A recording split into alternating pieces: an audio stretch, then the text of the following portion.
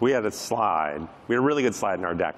There's a New Yorker cartoon, and there's a dog typing on the internet, and there's a dog looking over his shoulder very carefully, and the dog typing on the internet says, the great thing about the internet is nobody knows you're a dog.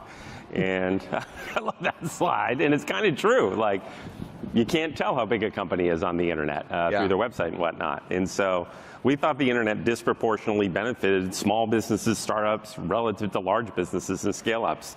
And that was our thesis. And everybody thought we were wrong. It was the hardest chapters in HubSpot were raising all our funding rounds because everybody wanted us to go to the enterprise. Yeah. And when we were thought wrong for a very long time, every board meeting, it's like, okay, so we get it that you're starting in SMB, but surely you have a path to the enterprise. I'm like, no, we're doing SMB. Year goes by, 5 years go by, 10 years go by, we're on the IPO roads, but you must have a path to the, I'm like, I know, but where's the, like, no, we're not. I hate when they call you Shirley like that. I know, yeah.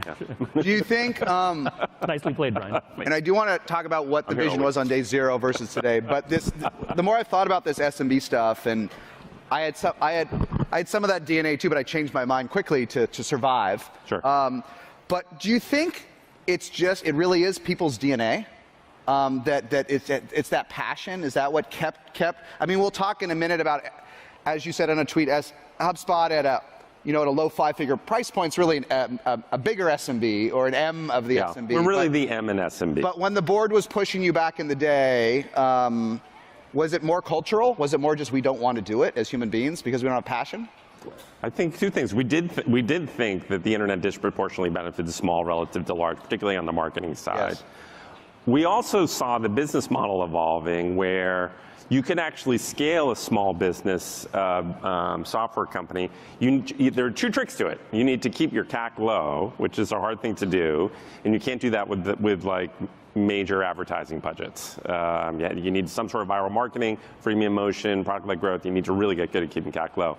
And then you're going to churn out customers. So your customer dollar retention, you're going to have a divot to fill, and you need a second product or a second access to your pricing so your best customers can fill that divot and you grow through it. And the metrics on HubSpot, like if you look at HubSpot back maybe in 2012 when you wrote that article, like our customer dollar retention was probably 70%, and our upsell was maybe 5%, so we were 75% total. And now that 70's gone to plus or minus 90%. And so the customers are much happier, they're staying around longer or whatnot. And then the upsell is more like 20%, and so it's 110. And so over time, our business model got much stronger, and our product got much stronger and really helped us scale.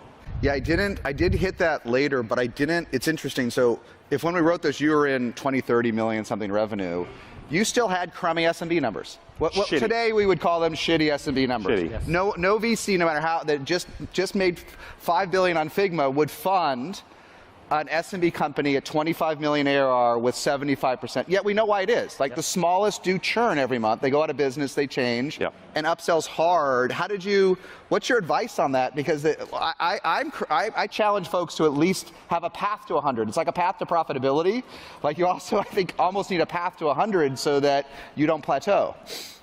When the mechanics are not hard. It's exactly the component pieces. You have to make the product better, right? Yeah. Invest in customer success so more people are getting adoption, maniacally focus on that churn rate, the customer dollar churn, and then you have to either have seat expansion or more products to sell or tier expansion. Like otherwise the math just doesn't work. There's just no way to kind of get there from here. But did you feel like you were anything less than fully succeeding when you had that sort of suboptimal NRR? Did you feel the pressure of it? Kept us up at night. The whole time where we had high churn and sub 100%, we're like, and we're having a pretty good run, but this is not going to be the thing we want it to be. What was the board saying? Were they saying this is great, the 75% revenue? I'll tell